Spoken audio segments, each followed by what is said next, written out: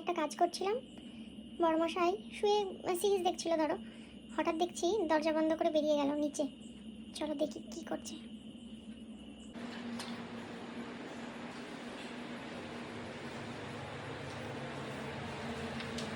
কিরে কি করছিস? আমি তো ভাবলাম তুই খুঁজেই পাবি না,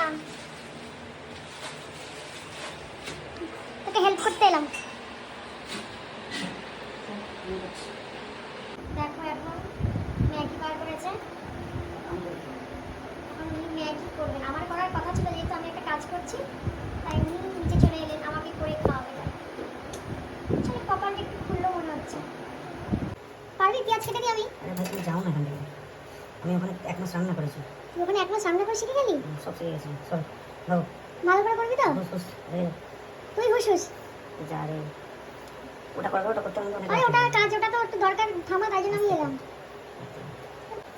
মাংস করে মানে মাংস এত ভালো করে দিলে আমার জন্য।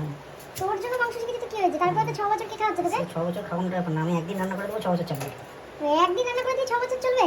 হ্যাঁ, অত ভাও অন্যদিকে রাখো, যদি বাজে হয় রে ঠিক আছে যাও, করাই দেবো। কিছু দরকার নেই, আমি সব নিয়ে নেবো, তুমি যাও। আমাকে নিচ থেকে উপরে পাঠিয়ে দিল, বলছে ভাগো ভাগো, ভাগ ভাগ ভাগ, কিছু করতে হবে না আমি করব।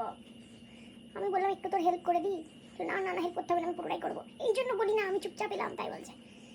দিয়ে তাই চলে এলাম উপরে। কি করবে কি খাওয়াবে, এই যেটা করতে গেছে সেটা কোনোদিনও আগে করেনি না, আমি করে আমাকে করে খাওয়াইনি। তো আসুক, যখন খাবো তোমাদের সাথে আবার শেয়ার করবো।